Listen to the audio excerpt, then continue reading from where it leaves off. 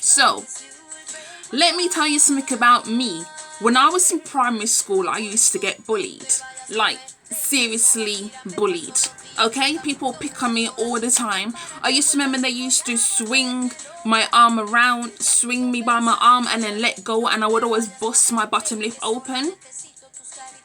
And I always found it interesting because I'd been to a previous primary school when I was younger, and then me and my parents, we moved house to this one we're living in now.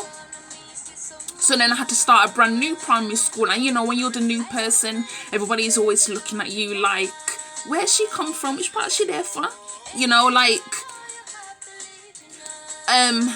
So as soon as I started that primary school, you know, the problems began. People just did not like me.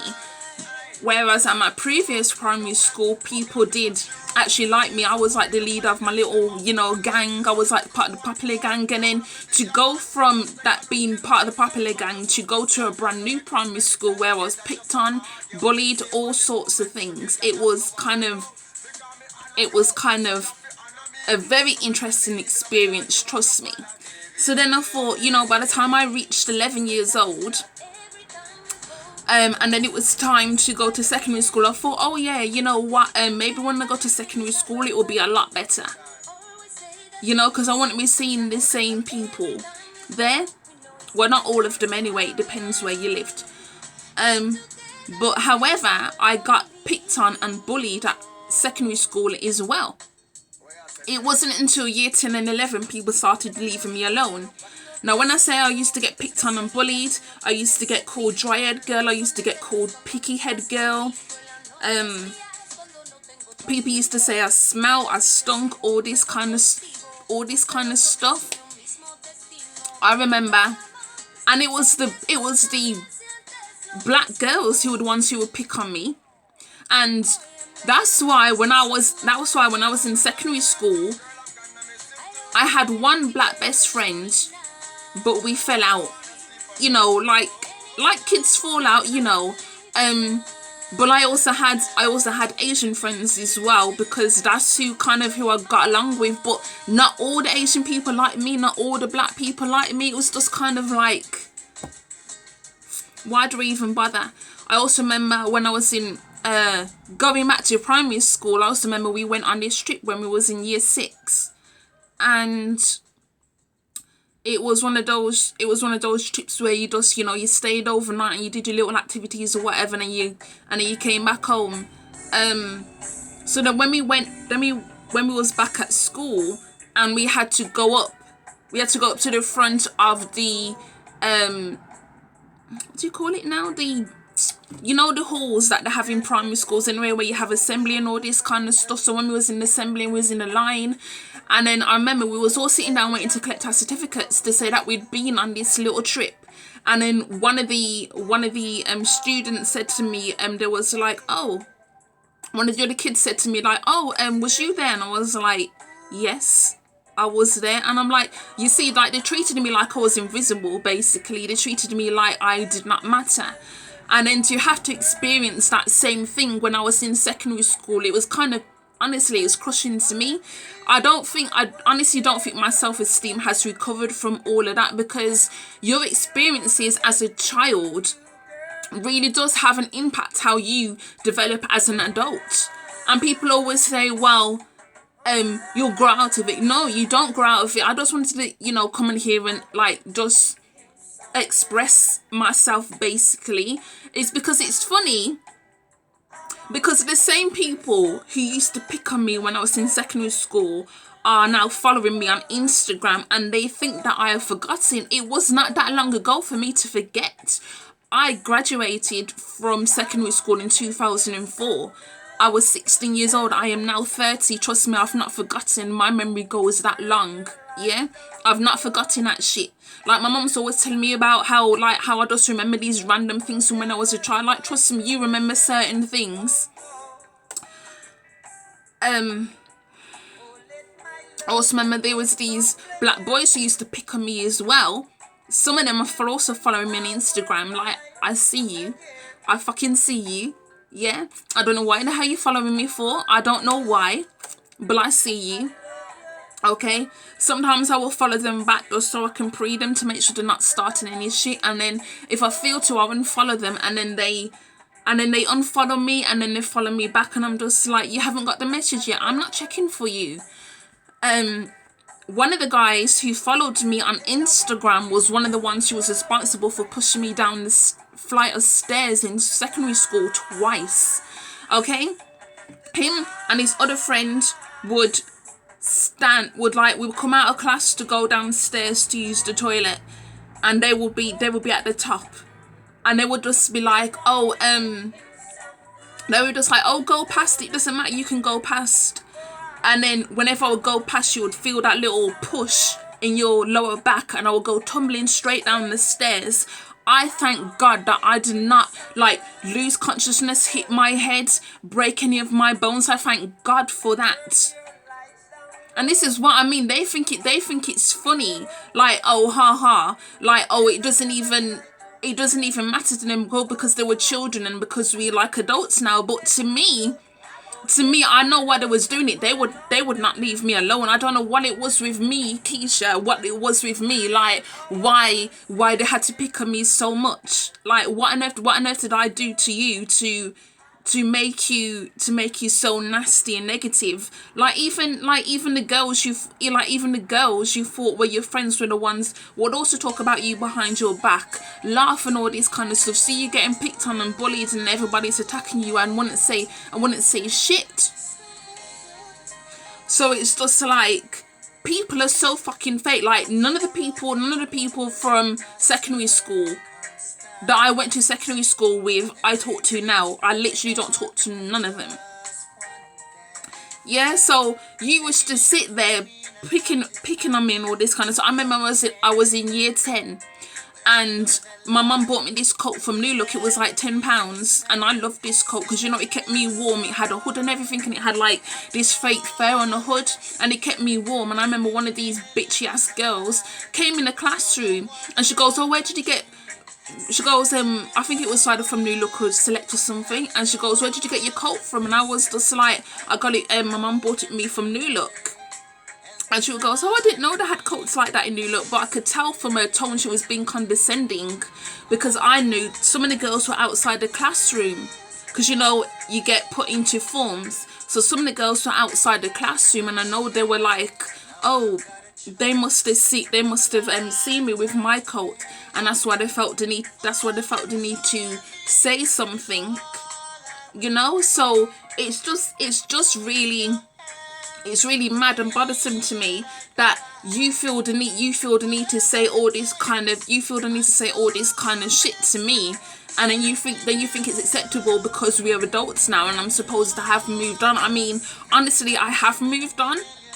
But at the same time, I'm not going to deal with you on any level. I just won't. Okay? Now, I could be petty and talk about some of these girls, like your position now, yeah? Like baby mothers and all this kind of stuff, even though I absolutely hate the term baby mother. And I will be doing a video addressing why I hate that term next week. But you can call me all the names you want. You can call me ugly. You can call me rubber lips. You can call me picky head. But like, some of you were calling me picky head, but my hair was long, yeah, and your hair was like up here, yeah, your hair was up here, and the whole time we was in secondary school, your hair did not grow an inch, but yet you was more concerned with my picky head. Isn't that fascinating? And honestly, I remember this other boy used to pick on me as well. I remember he was in French class, and he was picking on me and all this kind of stuff. And instead of the teacher doing anything, she was just there smiling away like nobody's business. Like my experience in secondary school was horrible. It was literally horrible. I hated every single minute of it. Now, that French teacher, she was white. Now, I'm not saying she was racist because the boy who was picking on me was black. However, she was just there smiling away. It's just like I didn't feel protected by nobody. Not by the black boys, not by my fellow black girls. Just like nobody. I remember one of the assistant teachers I had my hair out, and it was like relaxed, but it was like out, and it was quite long, and it was thick. And she goes to me, "Oh, is that all your hair?" And I was like, "Yeah." She goes, "Oh, because a lot of girls your age wear weave." And I was just like, I was just thinking to myself, honestly. But like back then, I did not have the voice to express myself, like how I needed to express things. You see, like my personality now, people are attracted to my personality because I don't fuck around. I'll tell people straight, like, you know.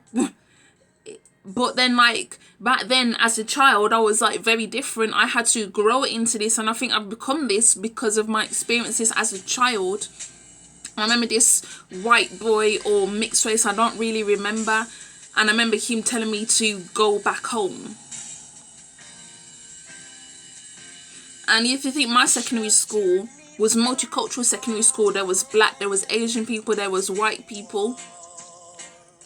So, but that was kind of brushed under the carpet.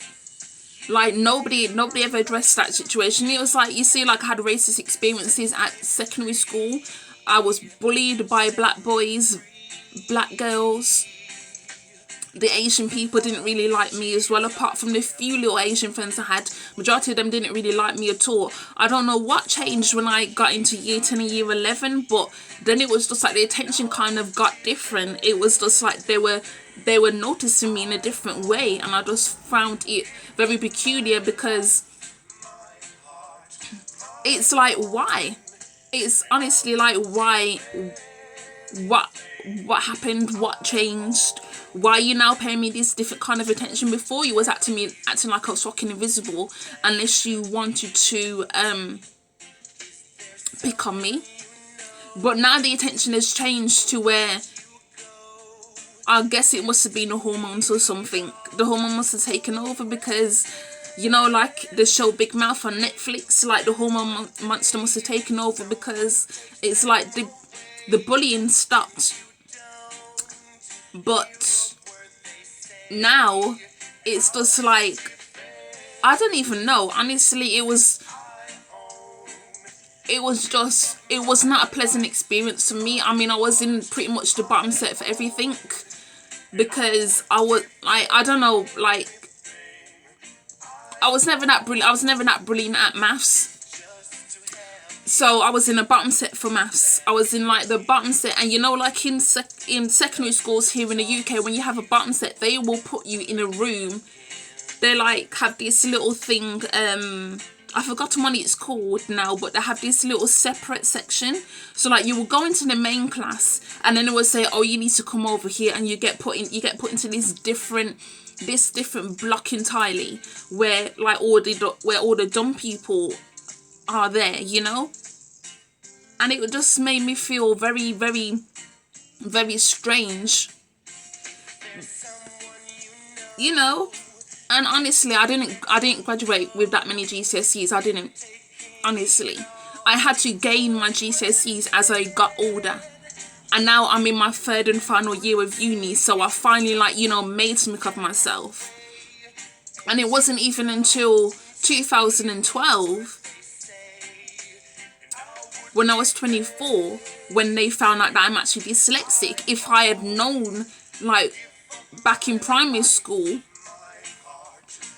things would have been different for me. But instead it wasn't. So I was picked on. I was put in pretty much the bottom sets for a load of things. And then to have to deal with racism on top of that. And as you can tell, I'm not a dumb person. It's just that if they don't deem you that intelligent, they will put you in they will put you in that bottom set, and you're just expected to deal with it, honestly. And a lot of the people who actually were in those bottom sets and were put in that kind of different block, in that different building, you could tell that they're not unintelligent. Well, some of them probably had like learning difficulties, learning disabilities, all that kind of stuff. And it was just like, I didn't even see the point of being in there, because majority of the time you was just like left there. You didn't really, it wasn't really like he was getting an education. I just felt like you were being there and people would just be like flinging pens and pencils and all this kind of shit all over the fucking classroom, and I'm just like, and it was like the teachers could not be bothered. They just did not bother. So like when you're a Black and Asian person and you put in this kind of set, and then the teachers are in there and they see how people are acting, but they don't care. They literally don't care at all. It's very, very, very sad. And I don't even know if the schooling system has changed compared to when I was there, you know. So yeah, that's basically my story. Yeah, I'm still single. I don't have no children, but you know what? I'm happy to be me. Yeah, I'm happy to be me. Like, nobody can ever take that away from me. Yeah, you're gonna take these lips, you're gonna take this nose, you're gonna take these eyes, you're gonna take this skin. You're gonna take it all, basically. I don't care what anyone else thinks. I love me, and that's all I can say. Honestly, that's all I can say. I love myself. I still struggle with my self-esteem on some days. That's natural considering what I've experienced. But at the end of the day, I'm still here, you know. I'm still surviving. I'm still alive, so obviously it's all good.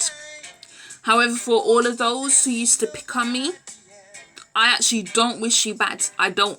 Just don't fuck with me. You understand? Because karma always has a way of hitting people back. I've seen it happen very recently. Trust me, karma gets everybody.